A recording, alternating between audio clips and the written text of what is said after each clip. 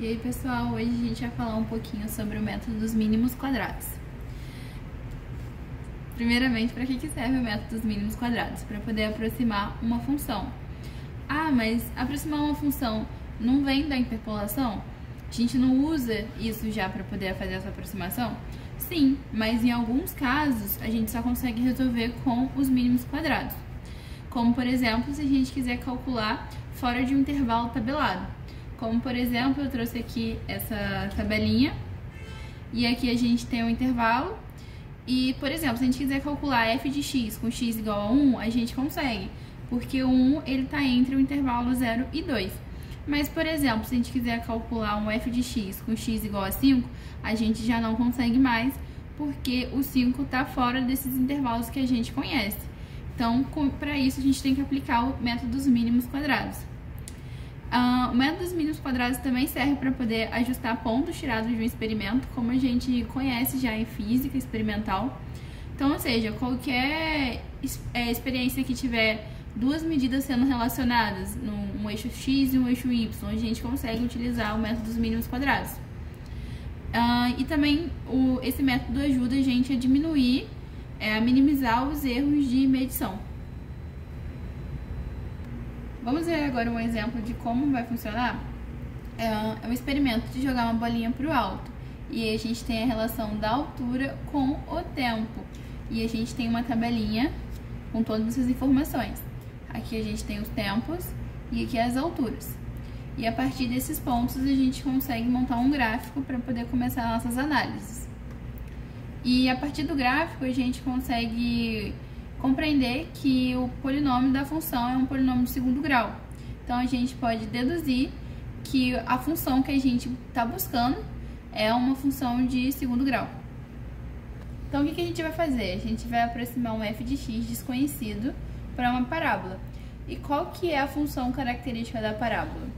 Essa daqui, onde a gente tem uma constante, que a gente chamou de C1, que multiplica um t ao quadrado, mais uma constante, que a gente chamou de C2, multiplicando t, mais uma constante C3. E aqui a gente usou t ao quadrado porque a gente lá atrás a gente viu no nosso gráfico que a função característica seria uma função de segundo grau. E como que funciona num caso geral? Qual polinômio a gente escolhe?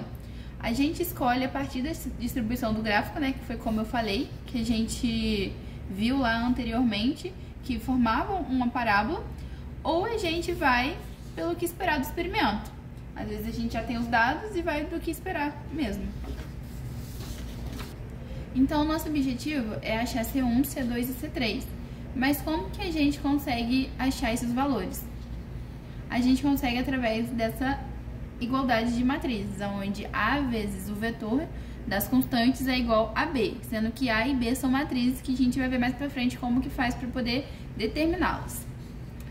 E voltando aqui na equação característica da nossa parábola, a gente tem C1 que multiplica t ao quadrado, C2 que multiplica t e C3 que multiplica uma constante que a gente chamou de 1.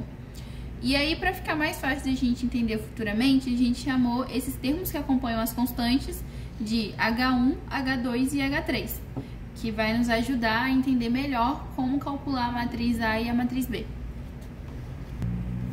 Para entender como que monta a matriz A, a gente trouxe um exemplo diferente do exemplo que a gente está trabalhando, uma reta ao invés de uma parábola, para a gente poder calcular. Aqui são os dados, onde a gente tem t igual a 0,1 e 0,2, y com esses dois valores. Aqui a gente chamou H1 de t e H2 de 1, assim como a gente viu anteriormente. E aqui colocamos cada um dos seus valores, né, respectivamente.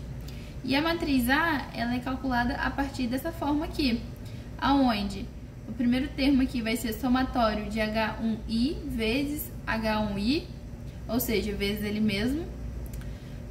O segundo termo aqui vai ser somatório de H1i vezes H2i.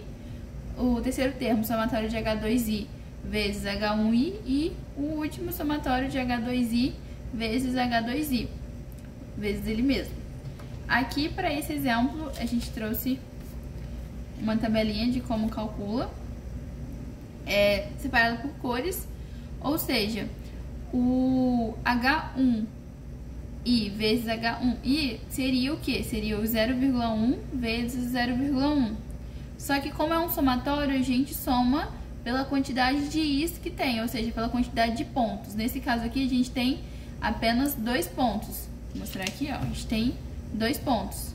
Então, ou seja, a gente fez 0,1 vezes 0,1 mais 0,2 vezes 0,2, ou seja, H1 vezes ele mesmo. E aí a gente repete a lógica para todos os outros e acha os seguintes valores. Agora, voltando para o nosso exemplo que a gente estava trabalhando anteriormente, a gente tem H1, que a gente chamou de t ao quadrado, porque a nossa função era essa, φ de t igual a C1 t ao quadrado mais C2t mais C3. A gente tem também H2, que a gente chamou de t, e a gente tem o H3, que é a nossa constante 1, que é o que acompanha o C3. Os valores de t e de t ao quadrado a gente só tirou da tabela. Então a gente só substituiu aonde é t, a gente colocou os números que já estavam na tabela, e em cima a gente só elevou ao quadrado os números de t. Então, prosseguindo, a gente calculou a matriz A, que ela é dada por esse valor, que foi a que a gente viu anteriormente no exemplo.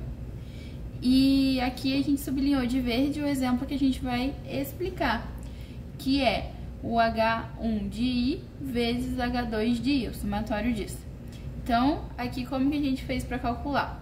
0,01, que é o H1, vezes o H2, que é 0,1, que está aqui, somado com H1 0,04 vezes 0,2, que está aqui, e a gente segue isso para todos os nossos pontos até chegar no 0,81 vezes o 0,9. E aí a gente chega em 2,025, que é esse valor aqui. Então a gente faz esse processo para todos os outros elementos da matriz, a partir dessa lógica, e aí a gente chega na nossa matriz A.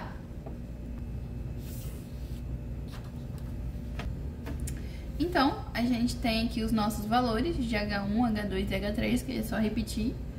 E agora, para ficar mais fácil, a gente trouxe o valor de Y também. Ah, mas qual que é o valor de Y? O valor de Y é o valor lá vindo da tabela, que até então a gente só tinha usado os valores de T, só que agora a gente também vai precisar dos valores de Y. E aí a gente já tem a nossa matriz A, então a gente agora precisa calcular a nossa matriz B, que é dado por essa carinha aqui. A nossa matriz A que a gente calculou a partir dessa matriz, e agora a gente vai para a matriz B. Aqui, igualmente a gente fez lá na matriz A, destacamos aqui um valor, um elemento da matriz, para poder mostrar como que é feito as contas, mas é exatamente o mesmo procedimento da anterior, que é o somatório de YI vezes o H2I, que foi o que a gente escolheu para poder mostrar. Então, ou seja, eu vou pegar o primeiro elemento de Y, vou multiplicar ele para o primeiro elemento de H2 e vou somar com os demais. Ou seja, se eu tenho 9 intervalos, eu vou ter 9 somatórios. Então, ó, 0,459 vezes 0,1, que é aqui, mais o segundo elemento de Y vezes o segundo elemento de H2. Então, a gente faz esse processo até o último termo, que aqui no caso é o 0,511 vezes o 0,9, o último termo de Y vezes o último termo de H2. E aí, com isso, a gente chega na matriz B.